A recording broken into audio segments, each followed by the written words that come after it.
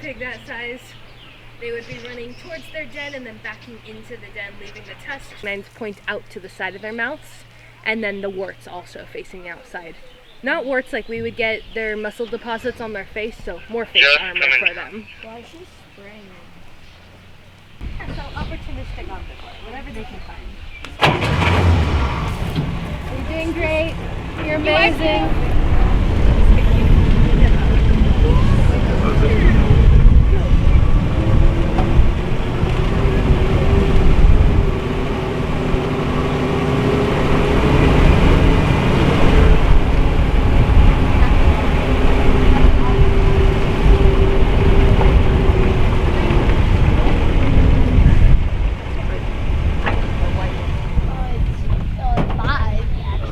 Every time I see an animal, I'm gonna stop and talk about it. So, yellow crowned birds, those are called East African crowned cranes, kind of behind us.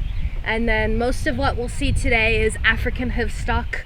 We do have an exception to that. We have a couple llamas. I see two in the middle there. Not African, South American. But they're like our guardian animals. They are keeping the birds and the small antelope safe overnights here. When we got them in, I had to learn some things about llamas, and my favorite fact is their scientific name, Llama Galama. It's a cute one. The other animals we'll see today are lots of antelope, giraffes, zebra, antelope, rhinos, antelope. We like our antelope. Do you have any problems with predators in the area for these animals? Very unlikely we'll have it. That llama's comfy. Yeah. Oh, the V-shaped horns that get me buff. The Arabian Prince.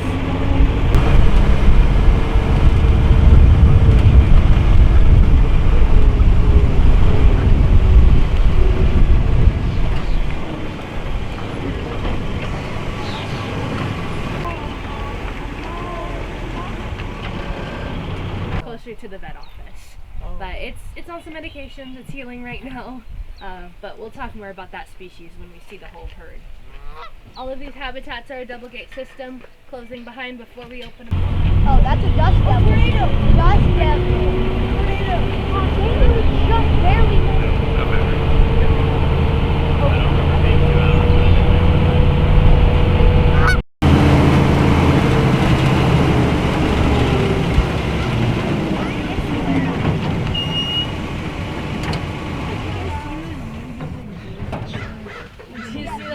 Smiling. It is a behavior called phlegmon. So what he just did is he probably just got a really nice taste of an antelope's pee. They will nudge each other in the butt, ask them to pee so they can taste it, and they can figure out if that other antelope is healthy, if they are ready to have kids, and then that flailing of the upper lip, phlegmon, is the behavior of. There's a scent organ in their mouth that they can tell all of that from. Does anyone have cats or dogs at home? Yes. Do your cats, maybe a dog, do they ever smell something really stinky and then pull away and like kind of stink face? That's what that antelope was doing. It's the same thing as just like, these antelope are called roan. For roan, male and female, use their horns for defense. Predators would jump on their back and bite at the back of their neck, so all they have to do is throw their heads back. Really effective at dislodging that predator. So effective that the roan have been given the nickname the lion killer. Not because they go out looking for lions in spite, but can defend themselves better than most.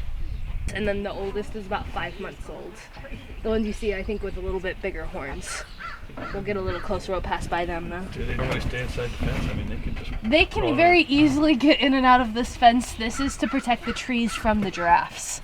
Because if we did not stop them, the giraffes would never stop eating. And these trees closer though.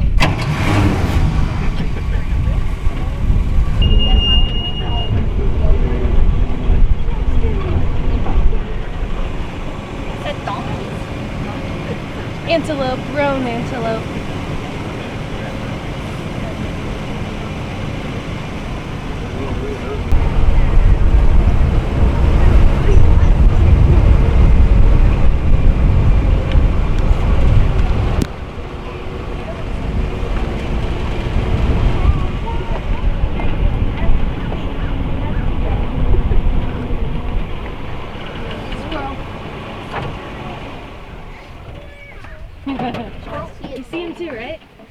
Sometimes the kids like to count how many squirrels we can find on a single tour in my house.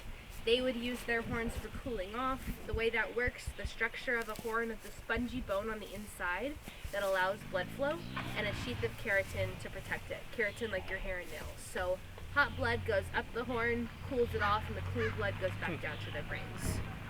So 2 little radiators on top of their head all the time, portable air conditioners. But it also gets extremely cold. It gets below freezing in the Sahara Desert at night in the winter time, so they need kind of best of both worlds. This one that just laid down, a little bit more fluffy brown coat, right? That is their winter coat. Some of them have fully shed their winter coat by now. Some of them are holding on to it for a couple more months. But if you were to visit us like middle of summer, they would all be pure white, except that little toupee over forehead that stays year round. It's a fashion statement. Yeah, It's a cutie, right? it looks like it's trimmed just so perfect. The one without the curve to the horns that we passed by is about a 2-year-old. Horns are permanent. It doesn't hurt anymore. It would have hurt, yeah, definitely, like if you break an arm. But they were on pain medicine when it first happened. We are monitoring like behavior, and she seems just fine. And then some horns are like misshapen because it wasn't a full break, but like a growth plate injury. So if you see horns that look a little odd compared to the others, that's probably what it was. All right. Any questions before I keep going?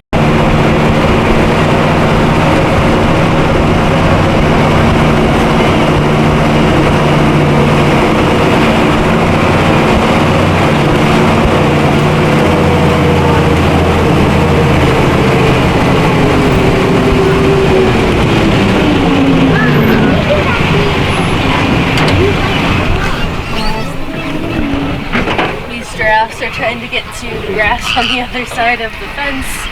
Grass is always greener. It's always greener. They've eaten most of it out here. Their legs are double the size of it. Probably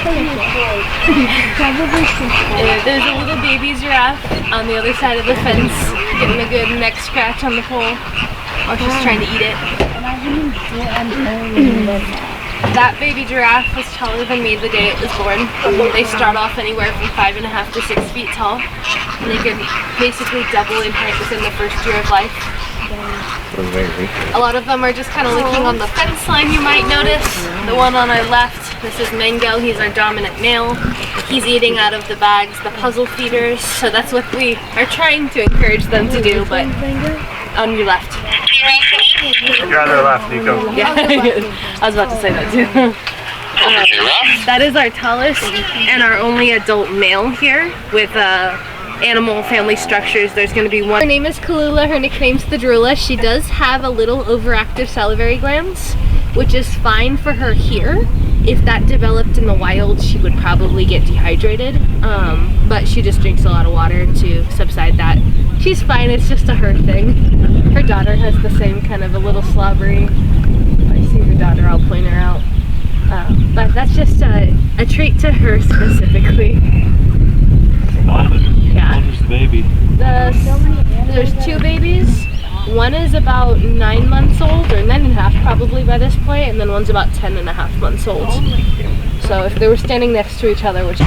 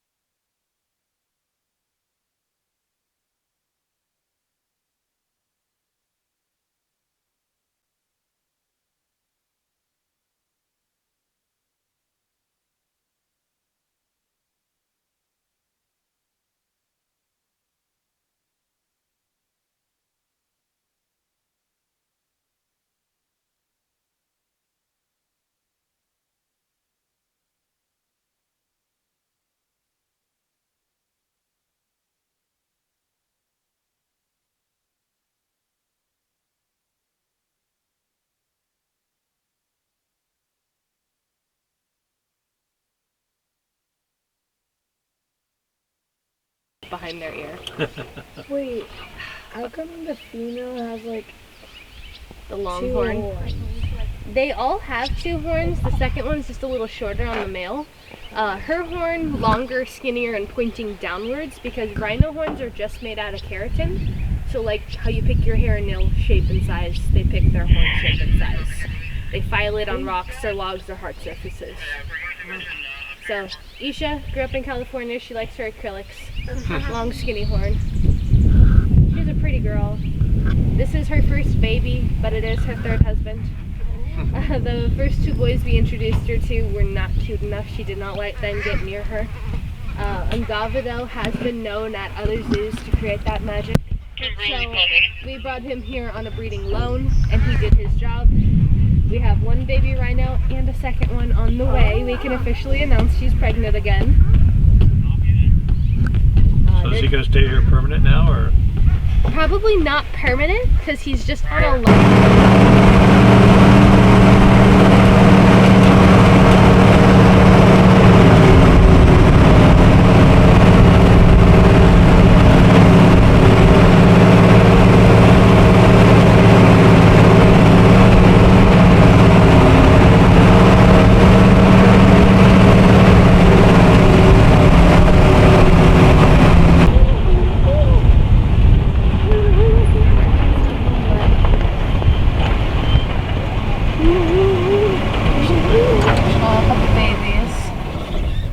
Unfortunately, this is not a road we can drive.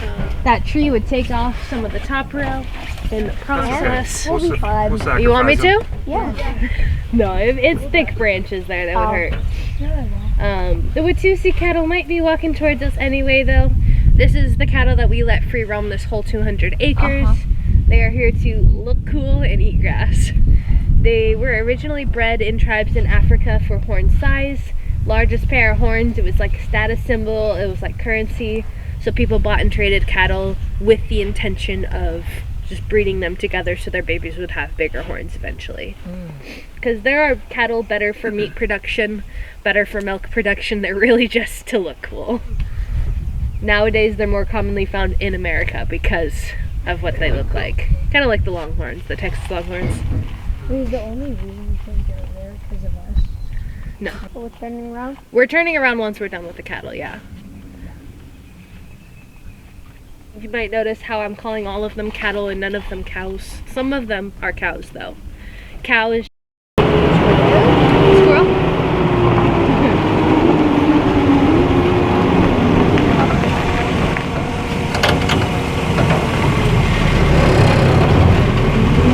Kimberly, we are ready to switch when you are. Welcome, down just a second. Perfect, thank you.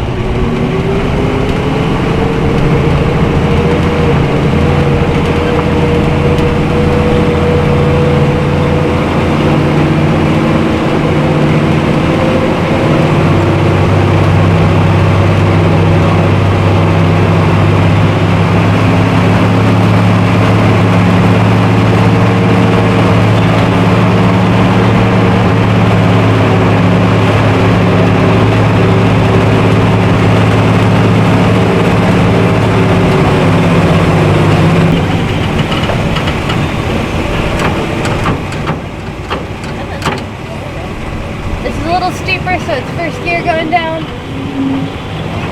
We're doing straight? This is about as fast as we're gonna go down this hill. I saw someone through back there.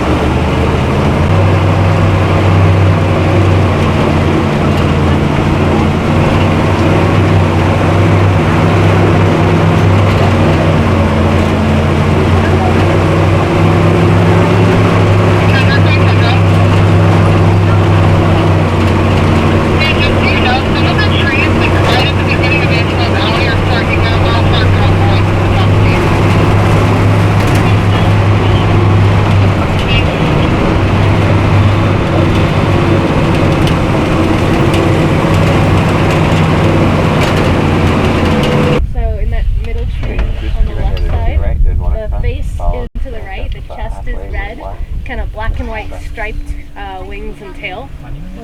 Bird. Red-shouldered hawk. Acorn woodpecker is that bird that was just flying. Yeah.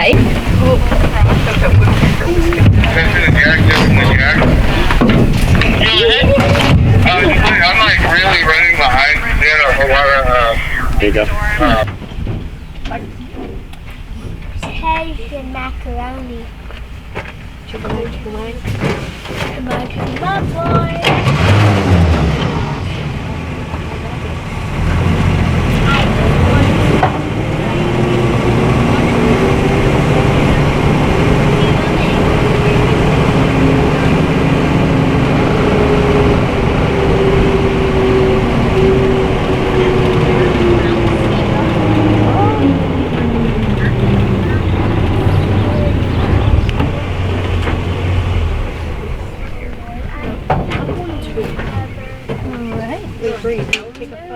Here we have some zebra, or as I heard us saying in the back, zebra, which I honestly like the pronunciation of better because I like making the joke you don't call someone whose name is Deborah Debra. The way it's spelled, it should be pronounced zebra. The shorty, I was a communications major, sorry. Zebra. Zebra is multiple. Their group name is a dazzle. A dazzle of zebra, like collective noun. The striping is thought to mess with depth perception, so dazzle camouflage. They blend in with each other rather than blending in with their environment, like you see with most other types of animals. The predators might miscalculate how far away or how close they are.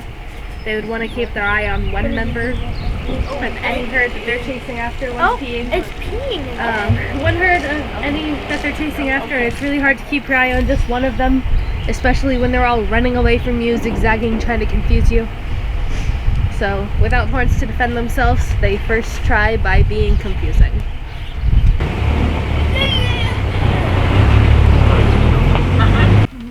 This is a species I like to thank you all especially for being here. In the 80s, they were classified in the Sahara Desert, they were classified as functionally extinct, which means extinct in the wild, only found within like reserves, within human care. So the Sahara Conservation, they were able to start a big enough breeding program and re-release some small family groups back into the wild. And now they're just considered endangered. They jumped 2 levels higher on the IUCN Red List. For an animal we thought was already gone, this is a success story. But it's a super recent success because it took a lot of breeding to make sure genetic diversity was still doing good, and they didn't have their first wild birth until 2020. So super recent, but they're growing in numbers. And the classification as to where you are on the IUCN Red List is more than just how many are left. It's also the trends we're seeing. So we're seeing a huge positive trend of growing numbers, whereas animals like rhinos, giraffes, cheetahs, I can keep going, but those are all still declining in numbers, still actively being poached in the wild. There are 3 2-year-olds.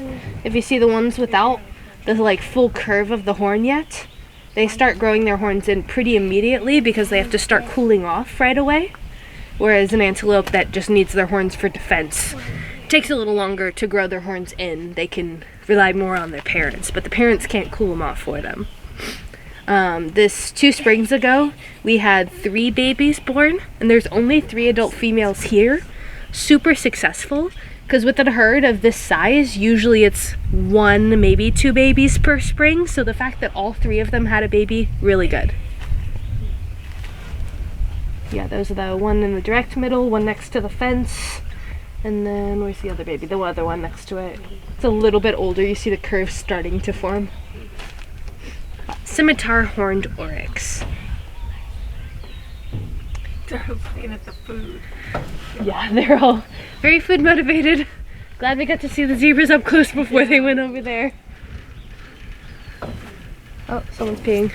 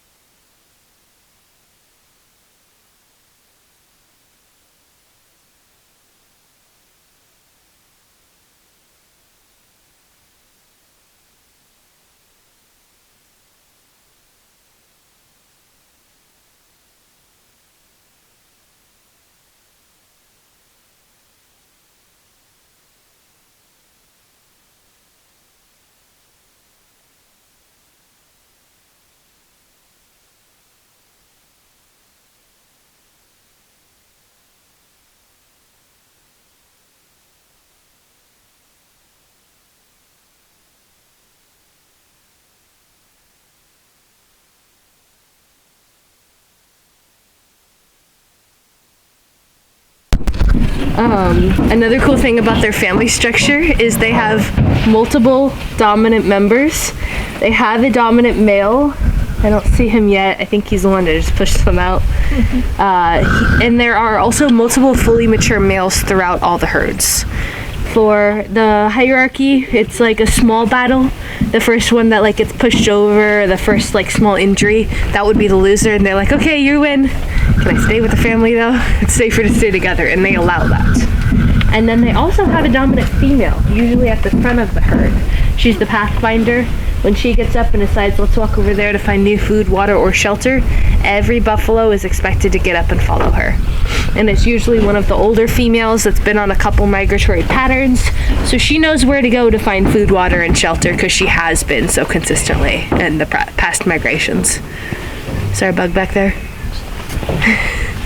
I'm not a fan of bugs either, so thank you. I think they're the bugs. Any buffalo questions before I give them some space? The baby crossing the road there is about 2.5 to 3 years old, versus that other small one we saw, the youngest here. Youngest here is about half a year old. I got Zero here waiting for you. Let's go up the hill though. Yeah, thank you, Justin. No problem. That's a weird. It's a water buffalo. The what up? I heard multiple of the correct name, wildebeest and mew. Brindled mew or blue wildebeest. You may know them from the Great Migration. It's the largest land migration in the world. It's over 1 million of them, about 250,000 zebra, and a couple other antelope species. They're all following the wildebeest, and what they are following is the smell of rain, which they can smell from up to 30 miles away. They're following the smell of rain, which they know brings fresh grass, fresh grazing opportunities. So it's this big half-year loop, about 1,000 miles in total, just looking for food. People ask me sometimes, what do they do when it rains here? Do they get excited? Do they run towards it? No. They say, ew, it's raining, find shelter. They have a small migration twice a day, and it's the sound of food trucks, like all the animals here. Still a learned behavior, though. And we have more than 2 of them. We have about probably a dozen of them. We might find them up the hill. Consistently, these 2 just keep staying off to the side, so they don't want to be part of the herd right now. And then one more buffalo in the back. I believe that's one of the full-grown males. That's not the dominant male, so maybe he's upset about that fact. But If he was to stand up, I could tell you for certainty. Checking under. But it's a big one. I thought they didn't leave any behind. This distance is not far. Yeah. They won't, like, if they see one of their members get taken by a predator, that's when they won't leave one behind. But, like, in the wild, they would be occasionally farther distances than this, like by triple sometimes. And then I yell peace from the water. Yeah, he's just taking a break from the family. All those babies around. Alright, let's go up the hill, see who else is here.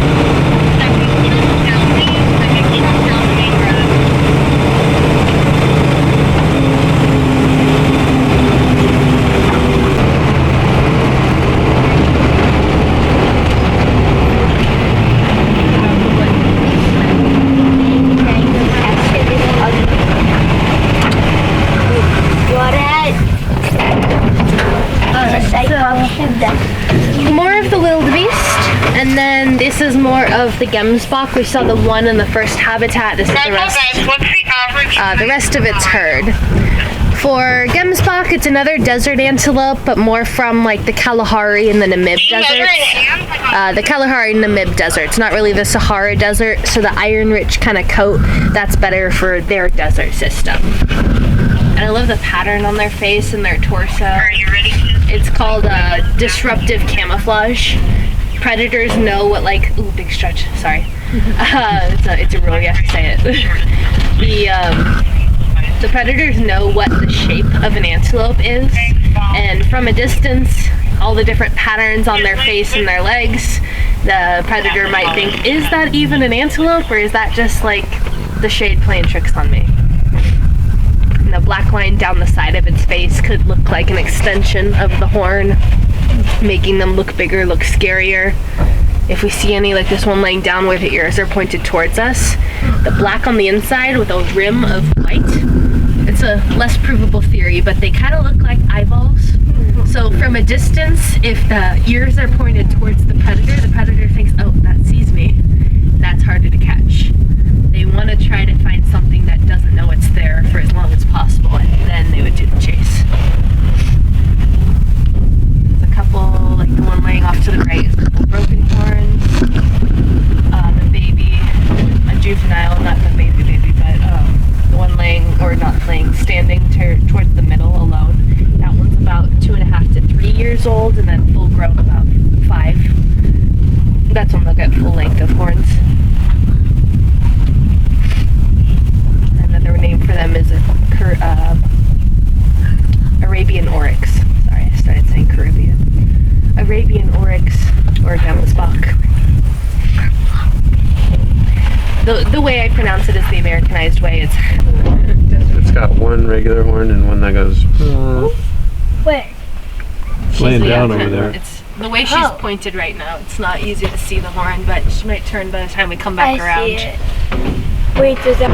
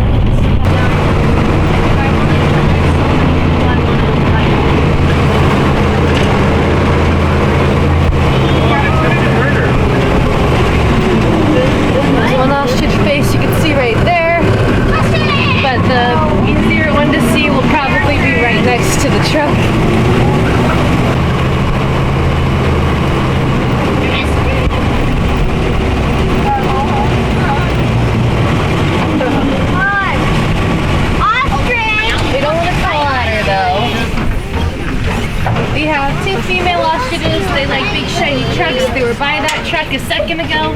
I'm gonna try to get through this gate before she realizes we're here.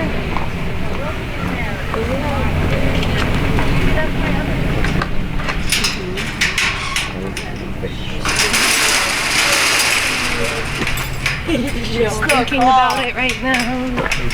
Don't you dare, don't you do it. I see your caretaker right there. You're gonna get in trouble. I'm gonna do it. Don't do it. I'm gonna do it.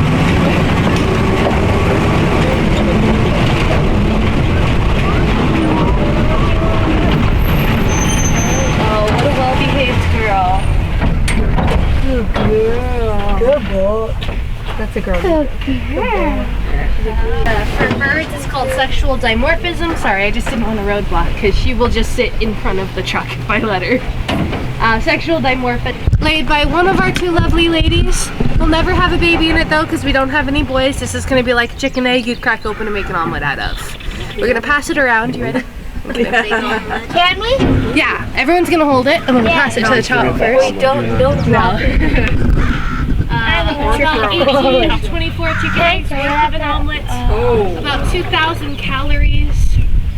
Like a normal air cracker.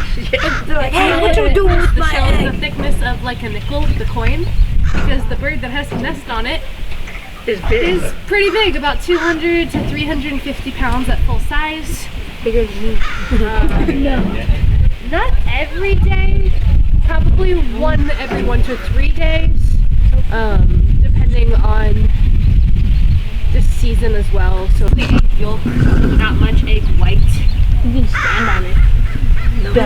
If it was fresh, you could hypothetically stand on it, but since I don't know, well, this one was laid on the floor, I think, made floor. This one would definitely break if you stood on it, so please don't do that. We would have a very sticky truck for a while. You're here. These are called Red River Hogs. Male and a female. The female is on the left. Her name is Yam. Looks like she ate so many she turned into one. And then the male's name is Pumbaa. That looks just like him in the first movie. We know Pumbaa is a warthog. He sings about it in now. But Hollywood lies to us a lot. They told us warthogs were red. They fixed their mistake though in the newer adaptations. Red River Hogs are opportunistic omnivores, so similar diet, similar lifespan of mid-teens maybe in the wild, maybe late teens in human care, similar like to dogs. Also similar intelligence level of dogs. They know their names, they're station trained. So if you see like the cement blocks on the ground, when their caretaker comes to feed them, they'll say like, yeah, go to your station. I don't say too loud because I don't have snacks. Yeah. But she will put her front two legs on that cement block and she will stand and wait until the caretakers like put down her food or safely like arrange the habitat the way they want it to be. Oh, someone laying in the mud. Yeah, Pumbaa's taking a dip in the mud. And Yam says, is there... Baby deer donkey. Deer donkey. Deer donkey, antelope. That is kind of what they look like though. Little elf ears, they're really cute. Where you going, Flicker? They all have names. They all have personalities. The caretakers know all of them. All guys up main, one truck up the main road. It's fun to watch them work. Because they can safely get off of the truck and walk around. Depends on the animal. If that was a buffalo, they would not be doing on their butt at Target. I prefer to call it a toilet seat. Toilet seat. Yeah, that's what you like. When we went to Africa, that's what they called it. Oh, you've gone to Africa? Very cool. Where in Africa? Botswana, Zimbabwe, and, South Africa. That's cool. Okay, so you went really far down then. Yeah, all the way down. All the way down. Any other repeats of animals you've seen? Lots. Lots. Okay, cool. So, just seeing them again. But the water buck, that circle on their butt, we call the follow me mark. Prey animals, or herd animals, I should say, know what the back of their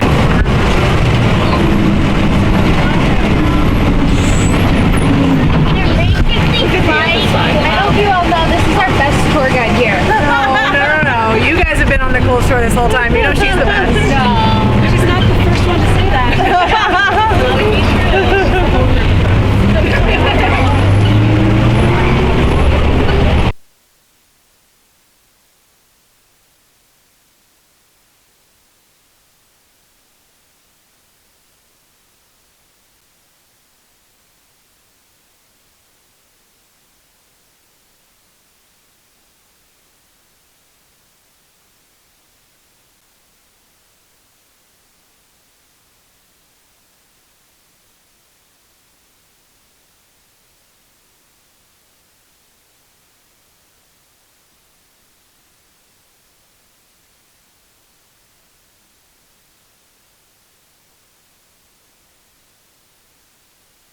Mango. Small mango. A lot of the ways you can identify a bird is by looking at their beak shape. So you have 3 different irises. These hands. Another beak shape around us are spoonbills, white bills, African Hello, African one. right over this way. Those are rooting. Those have taste buds at the tip of their beak, so they can find a lot more than other birds. Because like an ibis would be the areas if nothing to go there.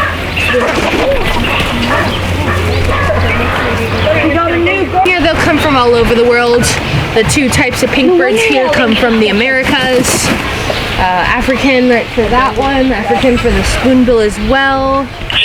Ooh, there's a tall gray bluebird that way. That's called a demoiselle crane. This one's standing and letting it swing down on the nest. One of the highest flying birds in the world. There's a population that migrates over the Himalayan mountains. Put it in your mouth. It's about 27,000 feet high. It's big. Ariel. Ooh, a different type of guinea fowl are these ones with the blue and white on their chest. That's called a vulturine guinea fowl. Not like an actual vulture fowl, they have like a little triangle on their head. When I said they're comfortable with us, I was not joking. Storks, those are thought to be rain bringers. Whereas if you see any white storks, you have some taller black and white ones, those are the baby bringers.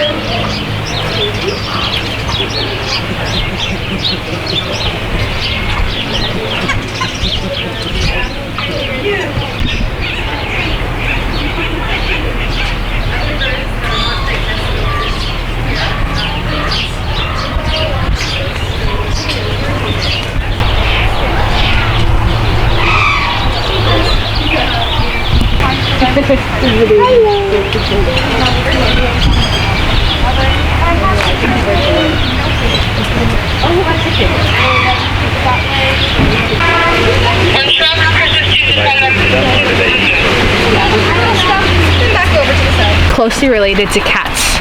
They were part of the Felidae, not canine, even though they look more like puppies. They are scavengers. They go around eating something usually that specifically. Yeah, that's what it says on YouTube. Unfortunately, only about 20 to 30% of the time can they actually eat what they catch if they can catch it in the first place. What do you feed them here? We feed them mostly horse meat. It is the closest we can find.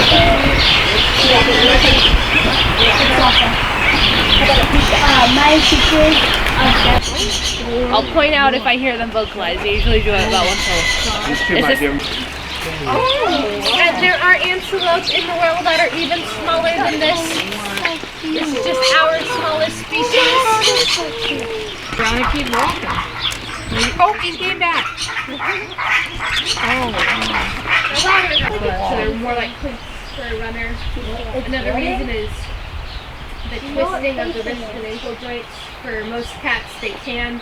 Cheetahs cannot. They're set in place, so it's harder to roll their ankle when they're running at top speeds. There's a lot of other reasons that we are sick. Predators are cheetahs. You might wonder, why are they right next to each other? The parents' house being Lemur Island. So if you haven't yet already, definitely go check out Lemur Island. Mom, Dad, and about a 50-month-old baby. Processing.